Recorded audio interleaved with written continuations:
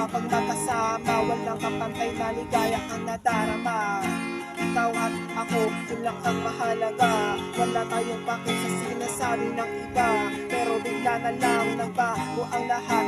Di na kita makita ng mata ko ay inulat. Nalaman ko na lang sa pamamagitan ng sulat na iniwan mo.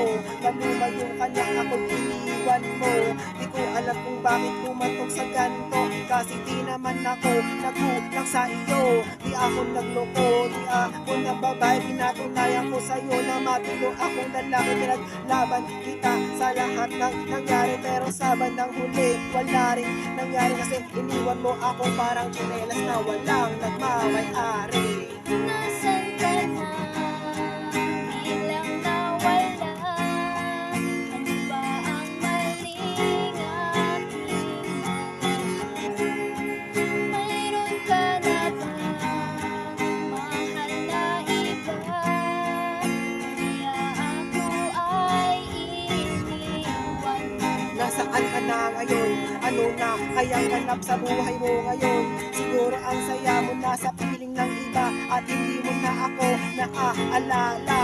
Ating sumpaan at pinagsamahan, ganun lang baka daling kalimutan para sa iyo. Kurado na ba ako dyan sa puso mo? Malamang sa malamang oo ang sagot, kasi nga iniwan mo ako. Hindi pa ba ubus na wala ka nang pakialam sa akin, at di mo na kailangan masakit sa puso, pero ganun talaga. Wala na akong magagawa, kasi nga wala ka na. Umalis ka na sa bundok na likuran mo na ang aking pagmamahal. Tuluyan ka ng bumitaw, tinapos ang ako ikaw. Nasaan ka na? Biglang nawala.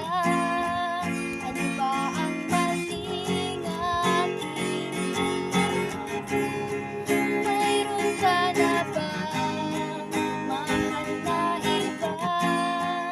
Kaya ako ay iniwan mo. Nasaan ka na ba? Yan ang katanungan na bumubulong sa aking isipan at nagpapabigat sa aking kalooban. Umalis ka na, di tayo nag-usap kung ano ang dahilan. Di mo sa akin dinig, kasi wala akong narinig sa'yo kahit isang pangungusap, kasi ang iyong pag-alis ay patakas. Kung sinabi mo lang sana sa akin ang dahilan, handa naman ako, ikaw ay pakinggan. Madali akong kausap, di ako manunubad. Ang gusto ko lang sana ay malinaw ang lahat, hindi yung ganitong nasasaktan na nga ako. Iniisip ko pa kung ba't iniwan mo ako, kung ano ang nagawa ko. Ako ba ang problema o ikaw ang lumad? Ginawa mo kong panghuhula dahil sa iyong pag-alis, at sumasakit ang ulo sa kaisip. Nasaan ka na?